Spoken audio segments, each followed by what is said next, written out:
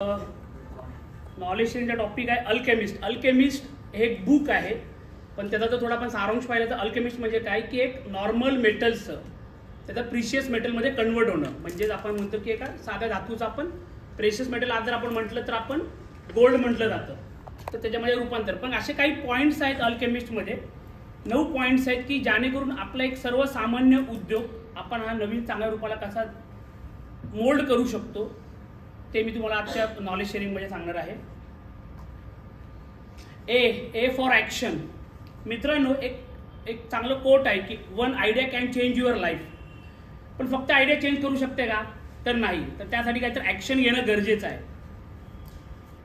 उदाहरणार्थ आता जर आपण एक ट्रेंड बघितलं तर स्टार्टअप्स बघायला गेलं तर हा एक आयडिया असते आणि त्या आयडियाला जर तुम्ही ॲक्शनमध्ये कन्वर्ट केलं तर तो स्टार्टअपमध्ये होऊ शकतो आणि त्याला एक नवीन दिशा होऊ शकते. जसं आपण उदाहरण बघायला गेलो तर ओला उबेरचं, की त्यांनी नवीन आयडिया क्रिएट केली आणि त्या आयडियाला ॲक्शनमध्ये कन्वर्ट करू झाल्यानंतर त्याचा एक चांगला मल्टीमिलियनमध्ये उदाहरण झालं. Second, learning.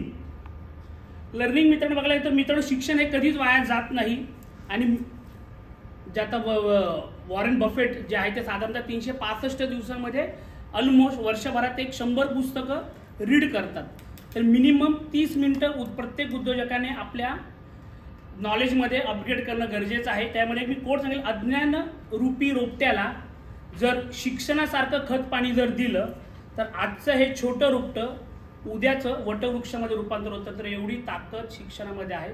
सो प्रत्येक उद्योजकाने आपल्या डे टू डे लाईफमध्ये 30 मिनिटं मिनिमम तरी एज्युकेशन स्वतःच्या फील्डमधलं, त्याचबरोबर अदर बिझनेसमध्ये काय काय चालू आहेत हे तुम्ही एज्युकेट करून घेणं गरजेचं आहे.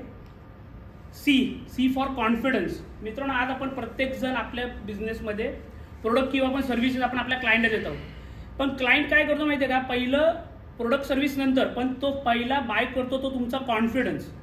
तुम्ही तुमच्या प्रोडक्ट अँड सर्व्हिसमध्ये तुम्ही किती शार्प आहात, तुम्ही तुमच्या प्रोडक्ट अँड सर्व्हिसमध्ये तुम्ही किती माहीर आहात, की तुम्ही मला before service after sale service तुम्ही देऊ शकता का? तुमचे माझे रिलेशनशिप पुढचे वर्षानुवर्ष राहू शकतात का? हा क्लायंट पहिला आपल्याला आपला ट्रस्ट किंवा आपला कॉन्फिडन्स बाय करतो. तो जर कॉन्फिडन्स आल्यानंतरच तो आपल्याकडून प्रोडक्ट अँड सर्व्हिसेस नंतर चालू करतो. तर कॉन्फिडन्स हा आपल्या उद्योजकांमध्ये तर मी म्हणेल ठासून भरला गेला पाहिजे. H for humility. बघायला गेलं तर ह्युमिलिटी म्हणायला गेलं तर आपण नम्रता, म्हणजे 90% जे आपलं सक्सेस जे आहे ते आपल्या अवतीभोवतीच्या लोकांवर डिपेंड आहे. अवतीभोवतीची लोक कोण? तर आपले फॅमिली, फ्रेंड्स, आपले क्लायंट, आपले एम्प्लॉईज, आपले वर्कर्स. खूपदा म्हणतात की प्रत्येक उद्योजकाचे ध्येय आकाशाकडे असले पाहिजे, पण त्याचे पाय जमिनीवर असणं गरजेचे आहेत. कारण की लोकांना आजकाल थोडीशी जर हवा भेटली तर थोडं रूढपणा येतो. पण नम्रपणा जेवढा चांगला असेल, आज तुम्ही कुठलं त्यातलं एक चांगलंच उदाहरण घ्यायला गेलं तर रतन टाटा यांचं उदाहरण घेऊ शकता की बिझनेसबरोबर त्यांची इम्युनिटी एवढी चांगली की आज टाटा फॉर ट्रस्ट या ध्येयावर चालतं. तर प्रत्येक उद्योजकाने आपल्या उद्योग ह्याच्यामध्ये देखील नम्रपणा, पोलाइटनेस असणं गरजेचे आहेत. त्याच्यानंतर ई फॉर इंथुझियाझम. उत्साह, passion about your work.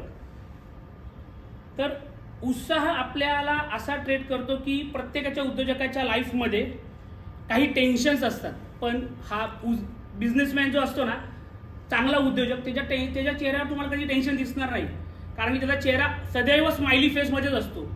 क्लायंटने order देव न देव किंवा कधी कधी एम्प्लॉईचे प्रॉब्लेम्स असतात, लोनचा प्रॉब्लेम असतो, आपल्याला ऑर्डर दिली गेली जाते, तर त्यातून चेक्स असतो किंवा डेट्स असतात. तर त्यातून तुम्ही डे टू डे लाईफमध्ये तुम्ही जर पॅशनेट असाल तुमच्या कामाबद्दल 24/7, तर तुमचं प्रोडक्ट अँड सर्व्हिसेस जर तुमच्या चांगल्या असतील आणि तुम्ही कामामध्ये पॅशनेट असाल तर तुम्ही तुमचा उत्साह तुमच्याबरोबर तो तुमच्या एम्प्लॉईमध्ये पण तुम्ही तो ट्रान्सफर करू शकतो आणि आपल्या बिझनेसची ग्रोथ होऊ शकते.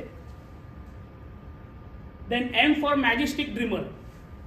मॅजेस्टिक ड्रीमर म्हणजे बिग ड्रीम. कुणीतरी सांगितलंच आहे की स्वप्न बघा, पण स्वप्न बघण्यासाठी पैशाची गरज लागत नाही. मित्रांनो, आपण प्रत्येक उद्योजकांना, आज आपण एक 30-35 जण आपण उद्योजक आहोत. आपलं पहिलं स्वप्न होतं की माझा बिझनेस चालू करावा, पण नंतर आपण स्वप्न कधीपणे बघितलंच नाहीये की माझा बिझनेस मी कुठपर्यंत घेऊन जावं. 3 वर्षांनी 5 वर्षांनी माझ्या बिझनेसचा टर्नओव्हर काय असावा ते कदाचित आपण स्वप्न बघितलं नसल्यामुळे आज आपण कुठेतरी आपल्या स्वप्नांच्या आणि प्रॅक्टिकल याच्यामध्ये आपण थोडंसं मागे पुढे जाऊ. तर मित्रांनो, स्वप्न मोठी बघा, जेणेकरून ते अचीव करण्यामध्ये एक टार्गेट मजा येऊ शकते. त्याच्यानंतर आय फॉर इनोव्हेशन्स. सध्याचा जमाना हा इनोव्हेशनचा आहे, नवीन नवीन गोष्टी सुरू करणं, जेणेकरून लेस एफर्ट्स करून तुम्ही मोर आउटपुट करू शकता. याचं एक उदाहरण आता बघायला गेलं तर बिल्ड अ सिस्टीम. एक सिस्टीम तुमच्या ऑर्गनायझेशन अशी उभी करा की ज्यानुक सिस्टीम वर्क्स फॉर यू. तर इनोव्हेशनचं सध्या टेक्नॉलॉजीचा जमाना आहे, तर तुम्ही त्याचा वापर करू शकता. त्यानंतर स्ट्रॅटेजिक थिंकर्स. स्ट्रॅटेजिक थिंकर्समध्ये खूप मोठमोठ्या ऑर्गनायझेशन्समध्ये थिंक टँक नावाचा ग्रुप असतो, ज्याच्यामध्ये मार्केटिंग डिपार्टमेंटचे काही persons, operation department, sales, costing department यांची एक टीम असते. तर आपल्या ऑर्गनायझेशनमध्ये देखील तुम्ही असे थिंक टँक म्हणून एक काही सिलेक्टेड मेंबर्स तुम्ही सिलेक्ट करा, त्यातून करा. खूपदा काय होतं, आपल्याकडे एक नवीन टेंडर येतो, प्रोजेक्ट येतो, तर आपण तो प्रोजेक्ट आपल्याला वाटतं अरे मला 3 करोडचा प्रोजेक्ट भेटला, 5 करोडचा प्रोजेक्ट भेटला, कॉन्ट्रॅक्ट भेटला, पण आपण ज्यावेळी आपण कधी विचार नाही करत की ह्यातून माझ्या खिशाला किती आउट ऑफ द म्हणजे मला नेट प्रॉफिट किती भेटेल. आपण खूपदा उद्योजक हा सेल्सवर लक्ष दिला जातो, पण आपण हा विचार नाही करत की ह्याच्यातून आउटपुट काय किंवा माझ्या पॉकेट्समध्ये किती पैसे येऊ शकतील, नेट प्रॉफिट. तर स्ट्रॅटेजिक थिंकर्सची अशी तुम्ही टीम बनवा की जेणेकरून प्रोजेक्ट घ्यायच्या अगोदर तुम्ही त्याचं रिसर्च करून घेतलेलं गरजेचं असेल, ज्याकडून तुमच्या बिझनेसमध्ये उपयोग होईल. आणि सर्वात शेवटी टिंकरिंग म्हणजे स्वतःला, जसं आपण एक कुठलंही भांडं असतं तर त्याला कलई लावतो, कलईमुळे तुम्हाला त्याला एक शेप येतो. तर आपल्या स्वतःच्या डे टू डे लाईफमध्ये देखील तुम्हाला तुमच्या छोट्या छोट्या गोष्टी तुमच्या उद्योजकांमध्ये केल्या गेल्या पाहिजे. उदाहरणार्थ जसं आता आपण आता एक नेटवर्किंग क्लबमध्ये आहोत, तर नेटवर्किंग क्लबमध्ये तुम्ही सकाळी येणं हा देखील एक स्वतःसाठी काहीतरी वेगळा टिंकरिंग तुम्ही केलेलं आहे की जेणेकरून मला नवीन काहीतरी तुम्ही गोष्टी शिकायला भेटतील. त्याचबरोबर अजून तुम्ही तुमच्या बिझनेसमध्ये काय शकता, आजकाल कॉम्पिटिशन नाही म्हणू शकत, पण आजकालचा जमाना आहे हा जॉईंट व्हेंचरचा. आपण आपल्या मित्राला किंवा कलिगला कॉम्पिटिटर म्हणून न विचार करता त्याचा जर आपण जॉईंट व्हेंचरमध्ये जर आपण विचार केला, जेवीस केल्या, तर तुम्हाला आणि त्याच्या बिझनेसला देखील हा चांगला वापर होऊ शकतो. आणि नेटवर्किंगचा आजचा काळाची गरज आहे उद्योजकांमध्ये. तर तुम्ही नेटवर्किंगच्या प्लॅटफॉर्ममध्ये जर आला तर समविचारीमध्ये तुमच्या माइंडमध्ये ॲड ऑन नॉलेज अपडेट होईल आणि तुमच्या बिझनेसची भरभराट होईल. थँक्यू.